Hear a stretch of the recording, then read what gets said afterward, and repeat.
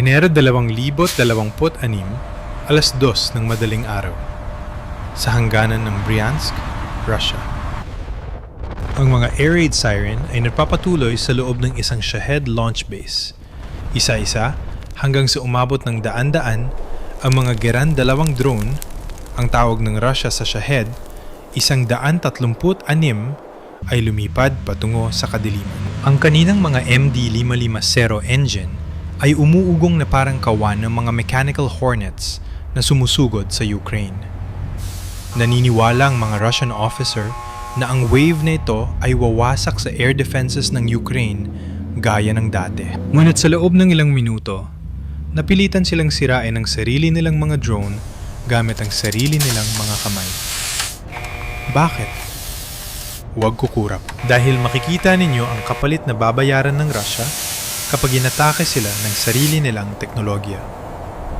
Ito ang kinahinatnan ng tinaguriang Theft of the Century ng Ukraine. Ang sentro ng operasyong ito ay ang Navlia, isang malaking Russian logistics hub na 40 milya lang mula sa border.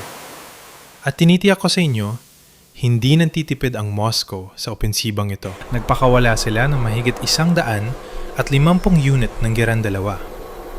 Isang dambuhalang swarm ng loitering munitions na idinisenyo nyo para sa total saturation. Kung hindi nyo pa naririnig ang Geran o Shahed 136, isipin nyo na lang ang isang 1970s lawnmower na naka-steroids na lumilipad sa ibabaw ng bahay nyo. Ang mga ito ay pinapatakbo ng MD-550 engine na may sapat na lakas para umabot sa 115 milya bawat oras at layo 1,000 milya. Ngunit ang tunay na problema ay hindi ang bilis, kundi ang 70 pound high explosive payload na nakatago sa loob ng ilong nito. Ang Russian High Command ay may napaka-lethal na math problem na gustong ipasagot sa Ukraine.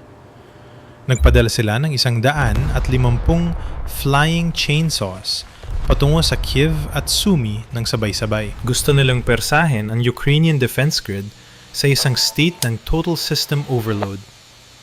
Sa mga bunker sa Navlia, kampante ang mga Russian officer. Nasa kanila ang numero, ang hardware, at ang plano na mukhang perpekto sa papel. Ngunit paano kung ang Russia mismo ang atakihin ng sarili nilang mga drone? Tama ang narinig nyo. Ito ang eksaktong paraan kung paano mangyayari ang pagnanakaw na ito. Alas 2:15 ng madaling araw, tumunog ang mga air raid siren ng napakalakas. Ngunit hindi nagulat ang mga Ukrainian. Salamat sa real-time partisan intel at OSINT satellite data, alam ng Ukraine na ang shipment na ito mula sa Alabuga ay bago pa lang sa linya. Hindi nila gustong sirain ang mga ito. Gusto nilang i-tax ang mga ito. Habang ang dambuhalang swarm ng Shahed ay tumatawid sa 1,000 yarda mark patungo sa gray zone, napuno ang hangin ng matinis na electric wine. Ito ang 2026 na generation interceptor drones ng Ukraine. Sa halagang $2,500 bawat isa, may tuturing silang mga flying scalpels. Ngunit sa halip na pampasabog, ang mga ito ay may dalang Gentle Shepherd kits, low-frequency GPS spoofers, at specialized Kevlar entanglement nets. Para itong paggabay sa mga ligaw na ibon sa gitna ng fog nang hindi sila hinahawakan. Sa isang basement na basa sa condensation, ang isang 28 anyos na pilot na tatawagin nating Dima ay mahigpit ang suot na goggles. Namumuti na ang kanyang mga kamao sa pagkapit sa control sticks. Sa kanyang screen, isang thermal image ng exhaust pipe ng Geran-2 ang malinaw na nakikita. Hindi niya ito balak pasabugin. Balak niya itong ibuli. Ang electronic warfare team ng Ukraine ay nagsimula ng ispoof ang GPS coordinates. Niloloko nila ang utak ng drone para isipin itong 5 milya na ito, of course. Habang ang FPV drone ni Dima ay gumagalaw na parang isang high-speed sheepdog. Naka-hover lang siya ng ilang pulgada mula sa wingtip ng Shahed gamit ang prop wash at maliliit na physical nudges para itulak ang mabigat na drone patungo sa isang malambot na marshy patch sa gray zone. Ang puso ni Dima ay tumitibok ng mabilis dahil alam niyang kapag nagkamali siya ng kahit 3 pulgada lang, ang kinetic impact ay magti-trigger sa 70-pound warhead. Kung mangyayari yon, bigo ang misyon, mawawala ang teknolohiya, at isa lamang siyang taong nakapagpasabog ng isang pirasong plywood. Naghahanap siya ng selective takedown. Pinipili niya ang 4 o 5 units na may pinakamagandang takbo ng MD-550 engines. Sa gitna ng kanyang kaba, 3 milya sa kaliwa ni Dima, biglang nagliwanag ang kalangitan dahil isang FPV drone ang nagkamali sa pag-nudge. Isang malakas na pagsabog ang nagliwanag sa kagubatan habang ang 70-pound warhead ay sumasabog. Agad na winawasak ang mahalagang MD-550 engine at ang interceptor. Makikita nyo, ang margin of error dito ay hindi lang manipis, kundi halos wala talaga. Habang naglalaro ng Shepard si Dima, ang natitirang bahagi ng defense grid ng Ukraine ay nakikipaglaban para sa kanilang buhay. Ang iba pang 140 Shahed na hindi inaani ay patuloy na sumusugod sa kanilang mga target. Biglang nayanig ang lupa. 2 milya sa likod ng bunker ni Dima, isang Patriot battery ang nagpakawala. 2 interceptor missiles na nagkakahalaga ng $4 milyong bawat isa ang humataw sa atmosfera para habulin ang swarm na sumusubok mag-saturate sa grid. Isang Shahed ang tinamaan ng debris, nawala ng pakpak at bumagsak sa isang border observation post sa isang marahas na kinetic event. Mula sa panig ng Ukraine, ang mga Gepard anti-aircraft tanks ay nagsimulang magpaputok ng kanilang twin 35mm cannons. Naglalabas ito ng maindayog na tunog na nagpapadala ng mga glowing tracers sa gitna ng mga ulap na parang neon needles. Ito ang bangungot ng modernong multi-domain warfare. Ang Ukraine ay kasalukuyang nasa isang desperadong triple task survival mode. Kailangan nilang magsagawa ng selective takedown sa high-value Alabuga tech sa pamamagitan ng mga FPV ni Dima. Kailangan nilang panatilihin ang high-altitude iron umbrella para pigilan ang mga city killers. At kailangan nilang iwasan ang razor rain, ang libu-libong libra na nahuhulog na Russian scrap metal at debris na ginagawang isang lethal lottery ang battlefield. Bawat segundo, kailangang magdesisyon ang mga commander.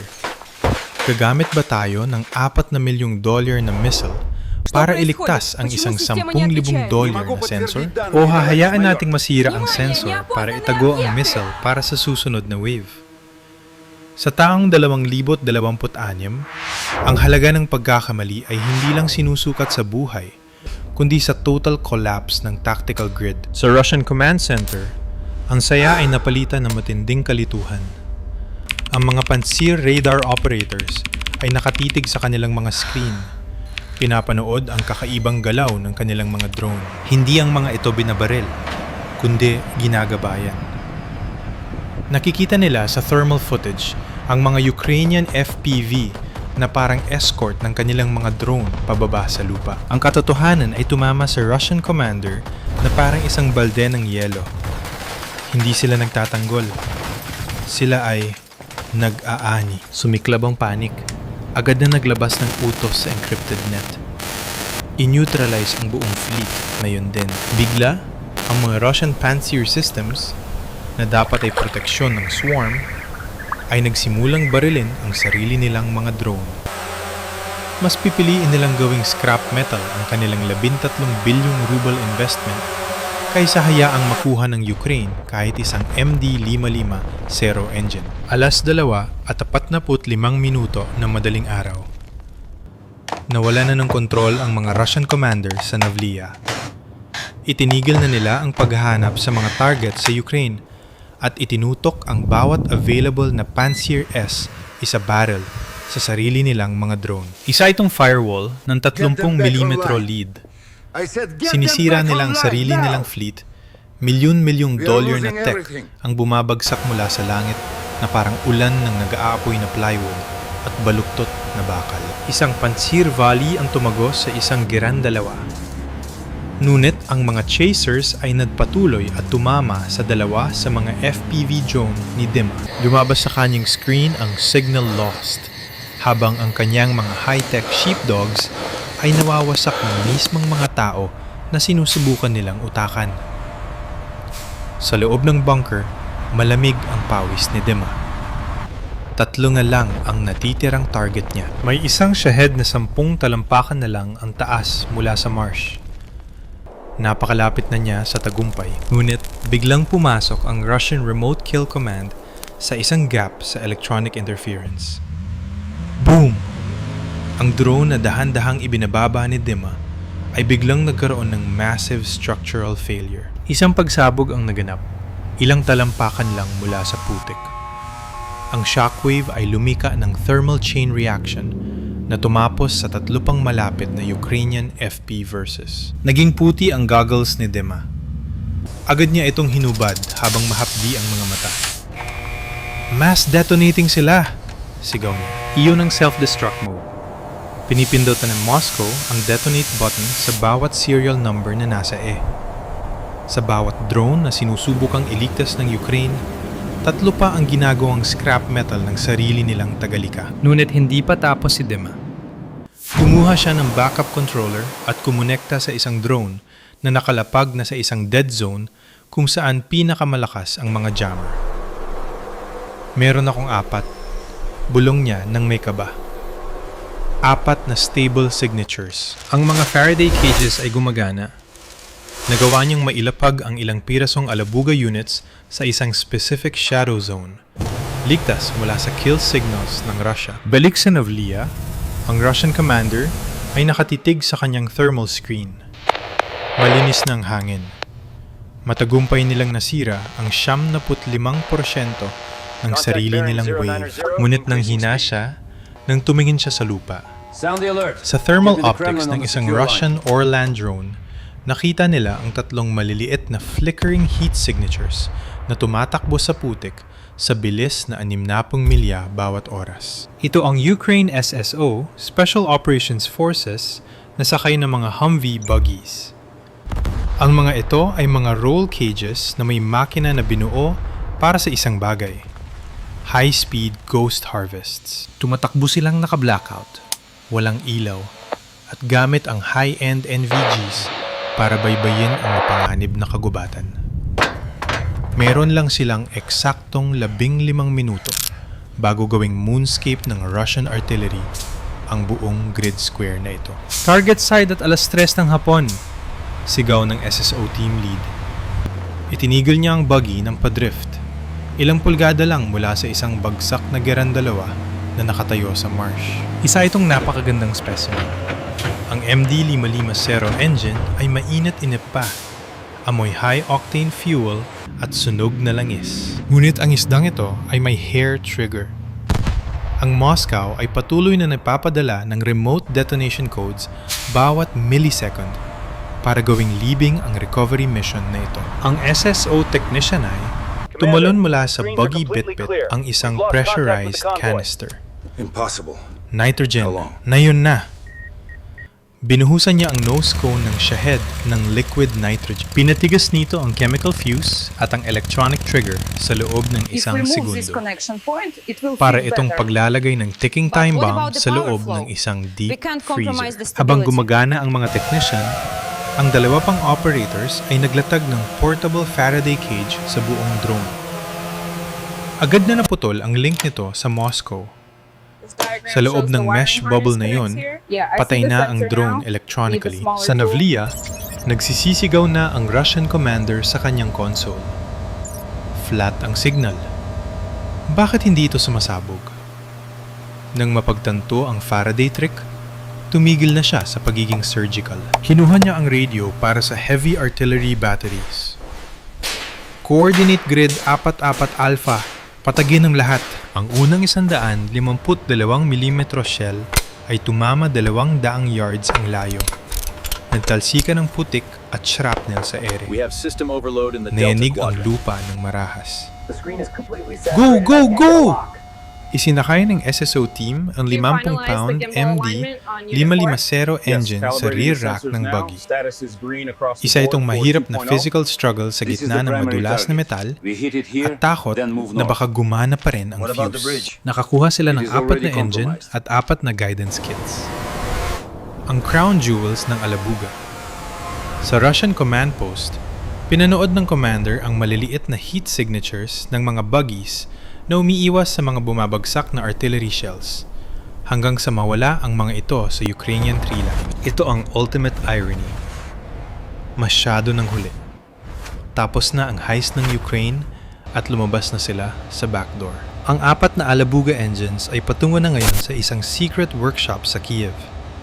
At napagtanto ng Moscow na sila mismo ang nagbigay ng mga materyales para sa sarili nilang hinaharap na libing. Hindi hinayaan ng Ukraine na maghintay ng matagal ang Moscow. Eksaktong 7 araw matapos ang Ghost Harvest, habang ang mga Russian commander ay nag-aasikaso pa ng paperwork, ang nakaw na tech ay sumasailalim na sa isang Frankenstein makeover. Hindi na nag-abala ang mga Ukrainian na kopyahin ang Shahed mula sa simula. Sa halip, gumamit sila ng tinatawag na battlefield jerry-rigging. Kinuha nila ang 4 na MD 550 engines at ikinabit sa mga upgraded Beaver long-range kamikaze drones. Ito ang tinatawag na reverse B strategy. Noong Enero 25, 2026, mayroon na silang fleet ng 10, ang 4 na nakaw na puso at 6 na iba pang drones na may donor upgrades. Hindi lang ito basta kopya. Ito ay version 2.0. Nagdagdag ang mga Ukrainian ng specialized anti-jamming firmware, parang pag-root ng Android phone para lampasan ang restrictions ng manufacturer. Alas 3 ng madaling araw sa Navlia launch base. Ang mga Russian radar operators ay naiinip na sa panunood ng mga green sweeps sa kanilang screen. Biglang may lumabas na 10 acoustic signatures sa kanilang sensors.